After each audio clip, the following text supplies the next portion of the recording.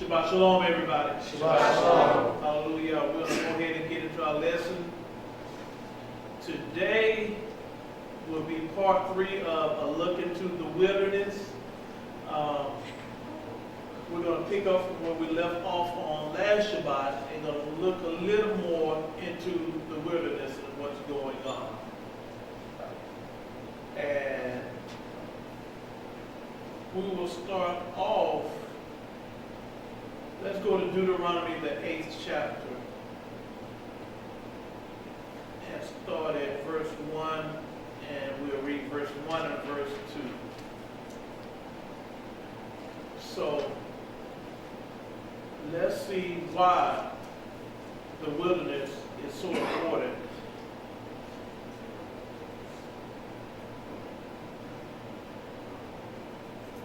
Anyone to read or? Yeah, we're going to ask you to read it. The first You read it kind of loud so we can pick up. All the commandments which I command thee this day shall ye observe to do, that you may live and multiply, and go in and possess the land which Yahuah swore unto your fathers. And thou shalt remember all the way which Yahuah thy Elohim led thee these 40 years in the wilderness to humble thee, and to prove thee, and to know what was in thy heart, whether thou wouldest keep his commandments or no. Okay, right there. This is the purpose of the whole purpose and the sole purpose of the wilderness experience. He wants to do what? Humble thee, He wants to humble thee. prove thee, He wants to prove thee.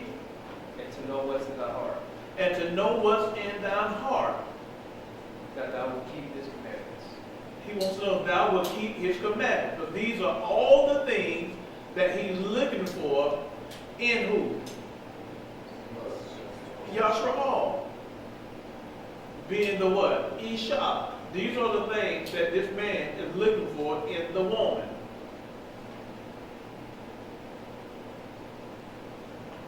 So he wants to, repeat that again, Humble thee, prove thy heart, whether thou wouldest keep his commandments or no. So he wants to humble thee and prove thee to know what's in the heart. Because as we discussed in one of the previous lessons, the one thing that the Most High has never had, that was the heart of Yashra'al. And he's going to, as we begin to go into the lesson, we're going to see the same thing again. So that's Deuteronomy, the 8th chapter, and the 1st and 2nd verse. Let's jump down to the 9th verse, I believe it is. A land wherein thou shalt eat bread with No, I'm sorry, let's go to 16. 16. Yeah. Who fed thee in the wilderness with manna, which thy fathers knew not, that he might humble thee, and that he might prove thee, to do thee good, to do thee good at thy later end. Okay, he said he's going to do what? Is it who fed thee in the wilderness with manna and with thy fathers? Humble thee. That he might what? Humble thee, and that he might prove thee to do thee good at thy latter what? End. So, what we're seeing here, you see how he's reiterating, prove thee, humble thee. So anytime you see things that are repetitive in Scripture, that lets you know there's a problem with the individual who's he speaking to. There's a problem submitting and subjecting. So that has always been the problem with the bride or the woman. Submission and subjection. And when I speak of the bride and the woman, I'm talking about the nation of Yashra'al, or the daughters of Yashra'al, being the two houses. So we see that this is an ongoing problem. So anytime he keeps repeating, he needs to prove that he needs to humble thee. So this is the whole purpose of the wilderness. Let's go over to Ezekiel, Ezekiel, the 20th chapter. We're going to ask Brother Solomon or Shlomo. Ezekiel 20 starts reading at 32 all the way down to 38. So 32? Yeah. The 20th chapter starts at verse 32. And pay very close attention to the words. Ezekiel 20, 32, 38. And that which cometh into your mind shall not be at all that ye say, we will be as the heathen, as the families of the countries to serve wood and stone. As I live, saith Yahuah Elohim, surely with a mighty hand and with a stretched out arm and with the fury poured out will I rule over you. And I will bring you out from the people and will gather you out of the countries wherein you are scattered with a mighty hand and with a stretched out arm and with the fury poured out. And I will bring you into the wilderness of the people, and there will I plead your face, you face to face. Like that. He said what now? He said, there I will what? I will plead with you face to face. He said, I will plead with you face to face. He's going to lure them. He's going to bring them into the wilderness. He said, there will I plead with you face to face. Remember when we were reading last week, we were talking about how Joseph, how he was in the midst of Mizraim. Remember, Joseph is a picture or a prototype of Mashiyach as a savior. That's why you take Joseph, you break down the Hebrew, it breaks down to the same as what? You'll see that Abraham, Joseph, all the forefathers, all Moshe, all of them are what we call prototypes of Mashiyach. They come in the same role to be a savior to who? Yashra'al. So when Joseph was down in Mizraim of Egypt, he was in the midst of the Egyptians. But when his family came down into Mizraim, what did Joseph do? Remember how we talked about last week, how he what? He got rid of all of the strangers. And he what? He spoke to his brethren face to face. That whole story is the same identical story as Mashiyach, what he comes to do. And what happened when Joseph appeared to his brothers face to face? They didn't recognize him. Huh? They didn't recognize him. Yeah, when he began to speak to him, he did something. Did not Joseph burst out into tears and he began to cry? And they began to cry? What happens when the Most High speaks to Yashra'al face to face? He said he's going to separate, he's going to reveal himself face to face to his brother. Did he not say that a mourner will go throughout the land? It's going to be, it's the same picture. Matter of fact, we'll get to that later because I want to go into that too, to show how everything happened then, it still happens later on. That was the picture to give us the understanding of what's happening with us when Mashiyach comes to return to get us. He'll be with you, he might bring you out with the nations, but he still separates you from the nations. So, Liberal, continue reading. Like as I pleaded with your fathers in the wilderness of the land of Mizraim, so will I plead with you, saith Yahuah Elohim. And I will cause you to pass under the rod, and I will bring you into the bond of the covenant. And I will purge out from among you the rebels and them that transgress against me. I will bring them forth out of the country where they sojourn, and they shall not enter into the land of Yashra'al, and ye shall know what I am, Yahuah. Now watch this. He said, I will purge out from amongst you the rebels. Did he not do that coming out of Mizraim the first time? But did he not say 2/3 of my people shall what? Be cut off. They should be cut off. And he said, all those that transgress against him, he said, I will bring them forth out of the countries where they sojourn. So check this out. So a lot of people, when we came out of Mizraim the first time, y'all, I'm telling you, when I say this story is exact, did they not choose to go? What did they tell Moses? Let us return back into where? Egypt. Back into Egypt. He could not satisfy them. He could not please them no matter how much good he did for them in the wilderness. And right now, again, it said what? He said, I will bring them forth out of the country whether they sojourn, and they shall not enter into the land of Israel. And ye shall know that what? The sorrow of thy Elohim, or Yahuah thy Elohim. Because, let me tell you something. When we get to this wilderness, even though he's going to call and pull all of us out of captivity, it's going to be a lot of rebellious minds in the wilderness.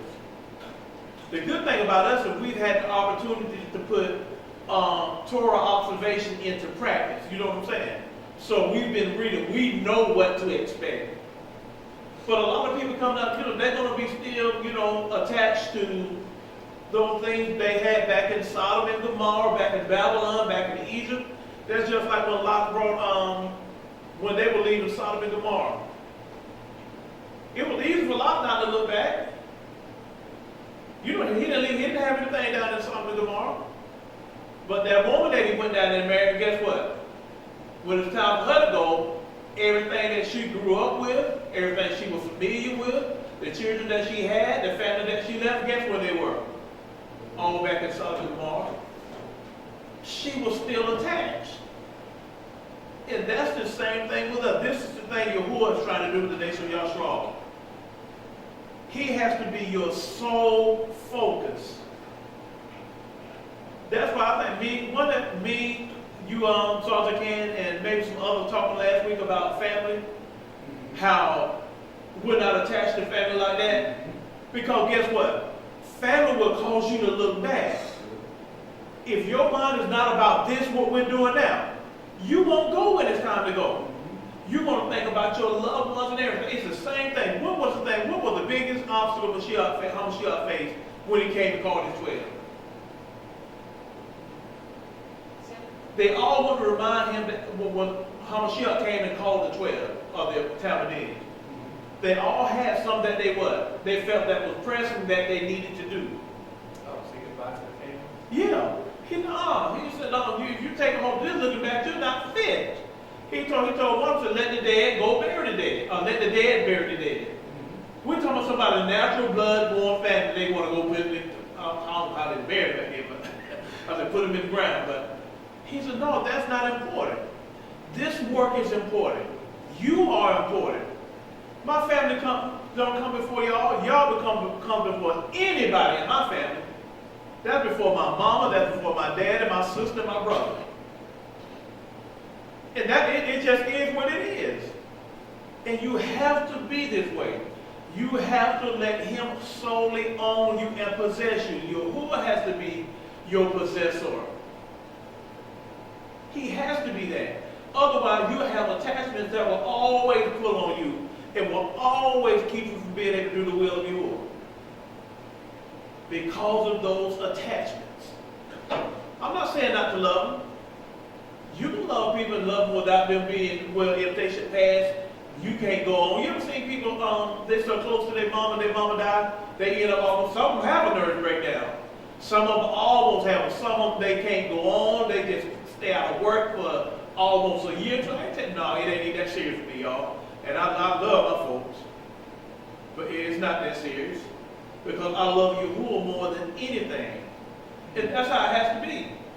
And this is why he tells me it's so important. And it sounds mean in a way, or it sounds hard in a way, but when we get to the end, you will see how important it is that you take that stand. Because some of these same people that we seem to can't live without and have such a hold and a tug on us, who you think will be giving you up, turning you in? The same ones. But if you're set apart, with set apart people in a set apart place, guess what? You don't have those fears. You don't worry about stuff like that. Because right now, if you can't now do it, I got some family members, I'm pretty sure y'all do too. For the right amount, they'll turn you in on something. Mm-hmm. And sometimes they'll just do it because they just don't like it. They just don't like it. And let me tell you something, especially when you come into this walk right here, I know what, now how will family turn on you when you come into this truth? Yes. Show me, I want one person in here, with a show of hand, raise your hand if you have not had a family member so to turn on you once you came to this truth. Once they found out what you believe. That did turn on you? That did turn on you. That's everybody in here. Raise your hand. Right. Why? In everything you speak, everything you do, you'll find a strength that you can show it to them in the scriptures, and they still have a problem with it. You trying to walk out the scriptures, and these folks literally hate you and have a dislike for you, and you're not doing anything but trying to live like the Most High said live. Eat like He said eat. Walk like He said walk. And they have a problem with it. I mean, will just cold turn on you. And this is why He said you can't have attachments. He done said that, what I'm just paraphrasing now. And Shema let me say it, but y'all know, we know what he means. And He's showing you the importance of being able to stand on what He has given you, the word. You have faith in the word, no matter what comes, what they say, what they do. I'm doing this. And if you're going to be in my household, if you're going to be under my covering, you have to do the same thing. The same thing. I mean, even on Mashiyach, He showed when He was 12, He separated Himself from His family and His kindred. He sure did. He separated Himself, and then when His mother and His brother came to see Him, He said, "Who's my mother, who's my brother? But he that do the will of the Father." That he that do the will of the Father. So, And what's the will of the Father? Torah. Yes, Torah. That's what we're doing now. It's very important. The will of the Father, what we're doing, He's waking us up. The will of the Father to bring the nation of Yashra'al back into covenant relationship with Him. And how does He do that? By waking us up. We begin to turn our hearts and our minds back towards Him. And as we do, we begin to share this word with others. No matter if they receive it or not, it's still our call and our charge to what? To share it, to tell them. So what? The body begins to grow. And we all begin, one by one, piece by piece, to return back under the bond of the covenant, just like we just read. He's bringing us back into covenant relationship. So, we see right here, He said, He's gonna, you shall not enter the land of Yashra'al, and you shall know that I am the Father, Yahuah Elohim. And where did you stop at? 38. So you did do 30, okay then. So, what we see is just like we were speaking of in, about Joshua, we saw how Mashiyach or Joshua separated his brethren from everybody else. He began to speak to them face to face. He revealed Himself to them. He began to cry with his brothers. It's the same thing. That's the whole purpose of the wilderness. Because all of this stuff is going to take place again. Let's go down to Deuteronomy 32. I'm going to ask as far as I can, the Yahuah to read that for us, we will. Deuteronomy 32, the first verse, all the way down to the 10th verse.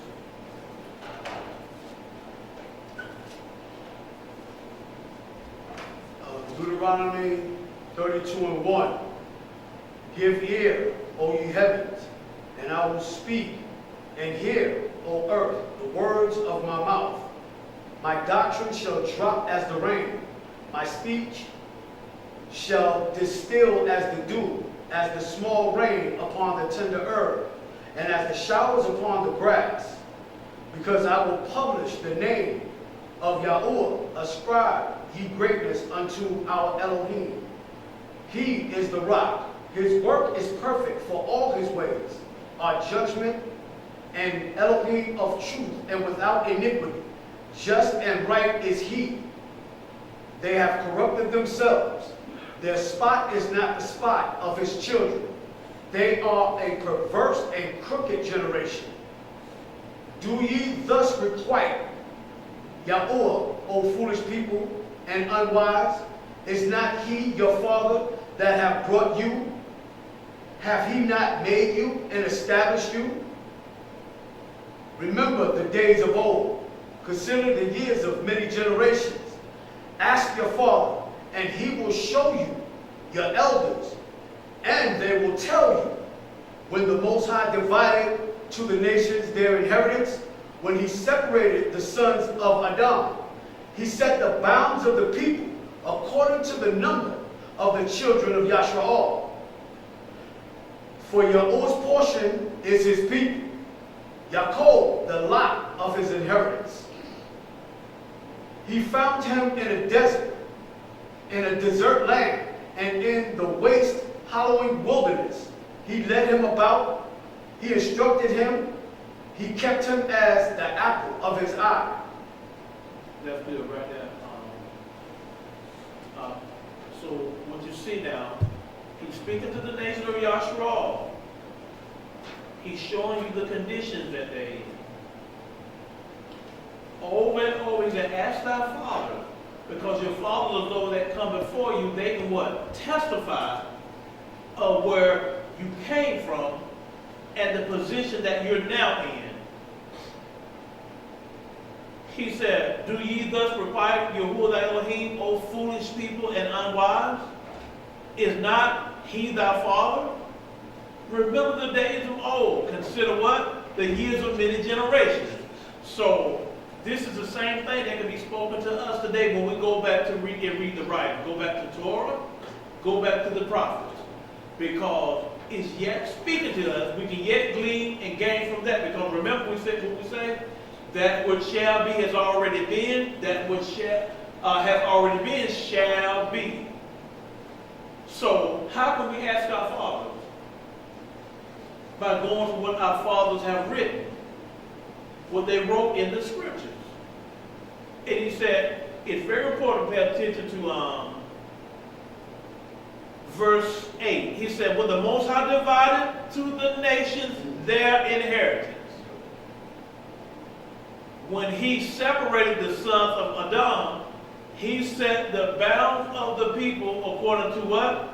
The number of the children of Yashra'al.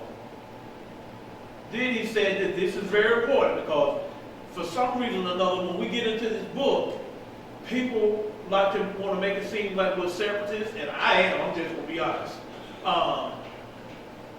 They think that we are racist or something. We're only reading what the scripture says, so let's pay attention to what he's saying right here. He said, for you, Yahuah's portion is who? His people. It said Jacob or Jacob is what? The lot of his inheritance. Okay, so it said if Yahuah's portion is his people, who is his people? The children of Yashra'al. Who is Jacob? The children of Yashra'al. Or Israel. And it said Jacob is the lot of his inheritance.